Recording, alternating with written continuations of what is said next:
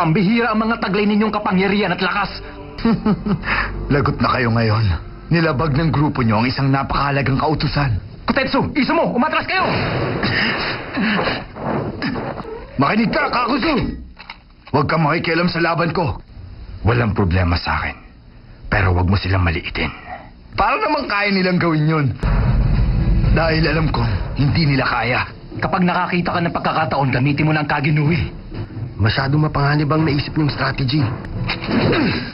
Hindi hamak na mas malakas sila kaysa sa akin. Hindi sila ang mga tipong basta nalang pakakawalan ng mga kalaban nila. Isang unit laban sa mga kalaban. Minsan, yun lang ang nag-iisang strategyeng pwede mong gamitin. Sasakripisyo niya kaya ang sarili niya? Aray ko, ang sakit naman ito. Kahit immortal ako, nasasaktan ako pag nasusugatan ako.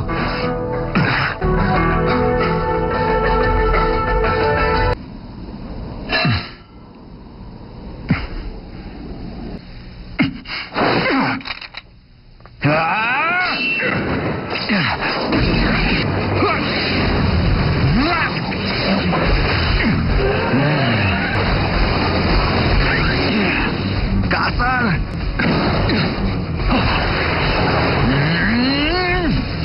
Nakakaasar! Alam kong lamang si Sir Asuma sa kalaban dahil ginagamit ko ang Kaginui technique ko. Hindi ka mananalo! Yan.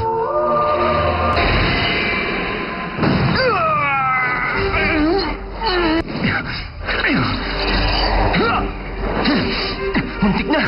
Pero hindi pa rin kami pwedeng maging kampante.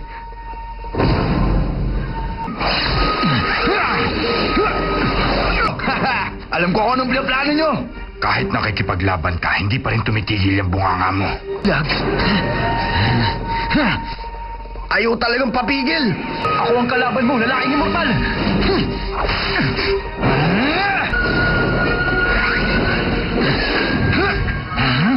Katon, high section!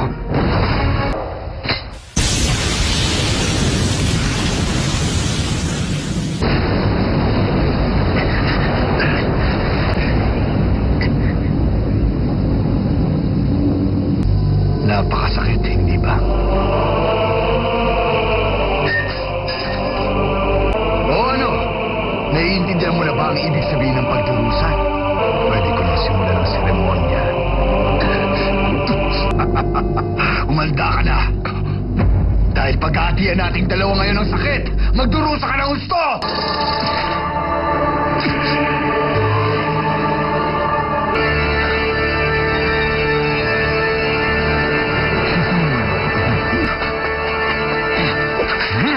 Tikman mo to!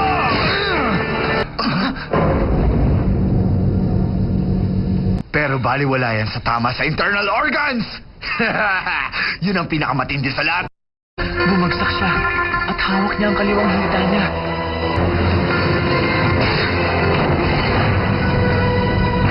Alam ko na, base sa nangyayari, nagawa niya pag-ugnayin ang katawan naming dalawa. Saan pa kayang bahagi ng katawan ko ito dapat itutok?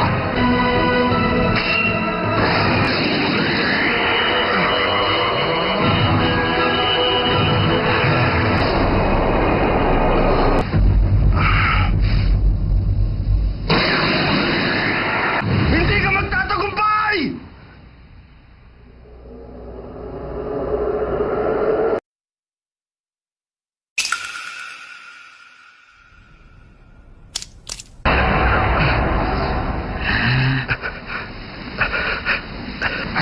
Baliwala ka to!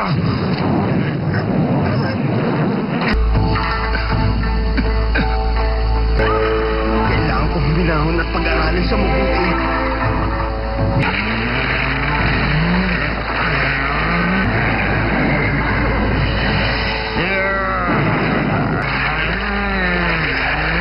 Hindi ako papayag na maging bato pa ang pera. Ako na ang natapas yan.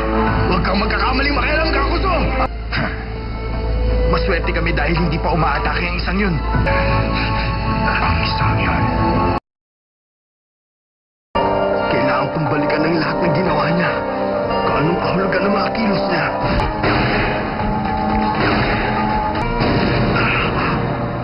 Isa lang ang ibig sabihin nun. Nakaisip na siya ng ideya. Kaya mag-isip na si Camaro ng 200 posibleng hakbang o atake sa loob lang ng ilang segundo.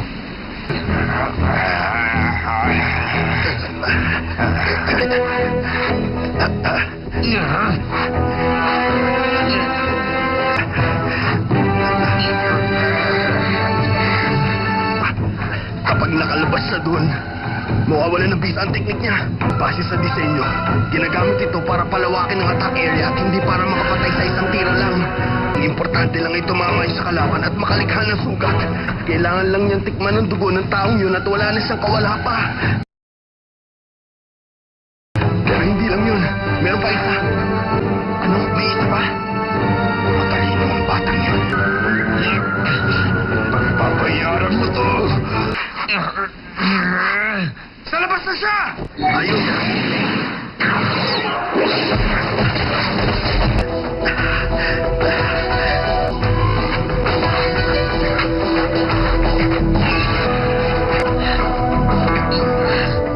Ay, Kakuso! Tulungan mo ako!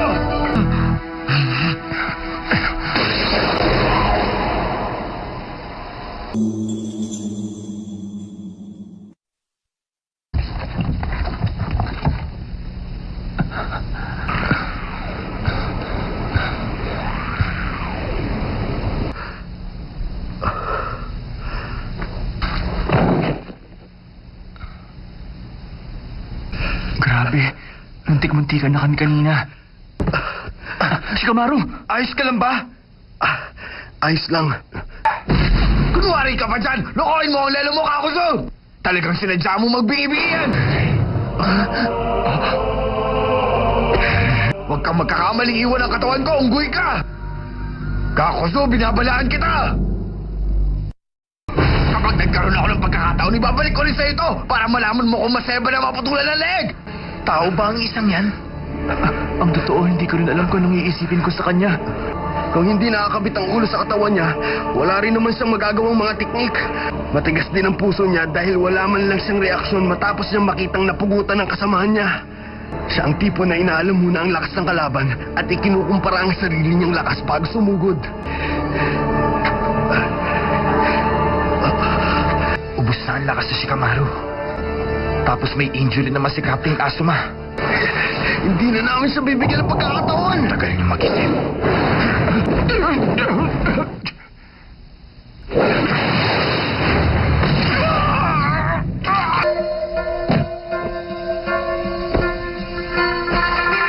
Oo na. Makialam ka na kung gusto mo. Ano nangyayari? Ayan, ayos na. Parang bago ulit Wala na yatang katapasan to. Wala kaming laban sa kanila. Magda ka na! Oo, Kodetsu!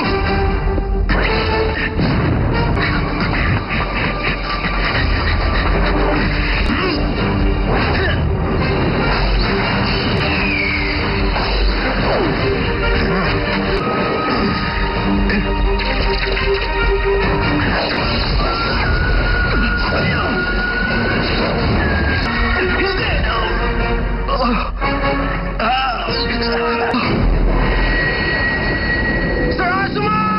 Sa likod mo!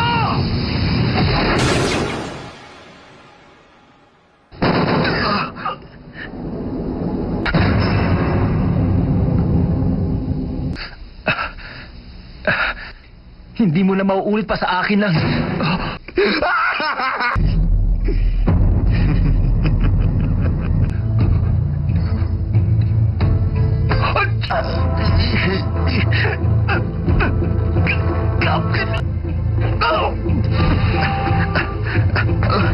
Kung sana nakaisip lang ako ng mas magandang plano, hindi sana mangyayari to.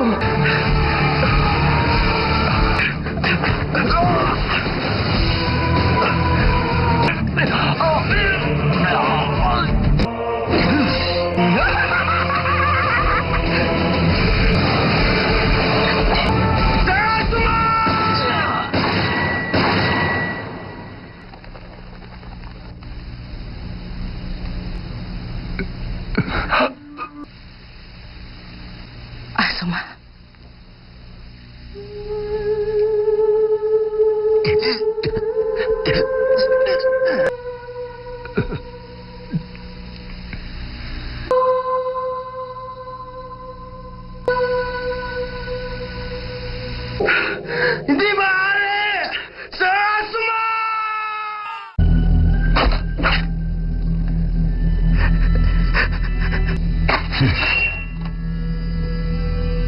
Tapos napatumba ko na rin siya.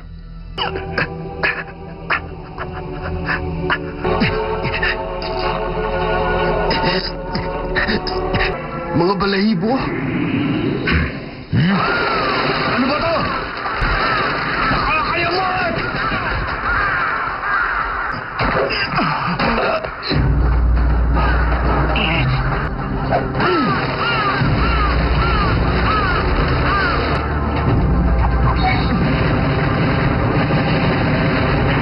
Asuma Sensei!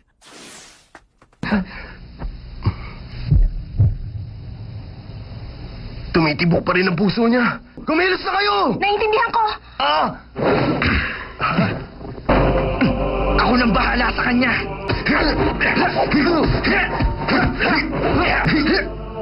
Hindi na ba ako pwedeng umilit kahit mga 10 minuto lang? Oras na para isilang Nibi. Mas mahalaga ito. Bumalik na kayo ngayon din. Babalik din kami rito.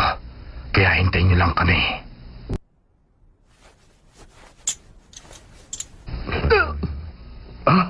Sir Asuma! Okay lang kayo, sir. Huwag kayong magtatampo. Papatayin din namin kayo.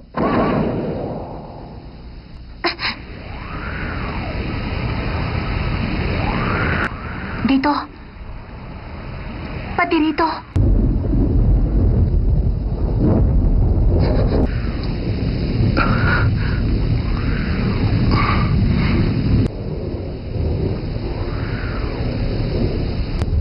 Ino, Po. medyo pabaya ang dalawang kapatid mo sa team kaya ikaw na ang bahala. Opo, sir. Ikaw, Chochi, subukan mo rin. Magpapayat kahit konti lang, ha? Medyo mahirap yung hinihingi niyo pero susubukan ko pa rin po. At ikaw, Shikamaru, naalala mo pa ba nung pinag-uusapan natin yung tungkol sa hari? Ah? Lumapit ka sa akin.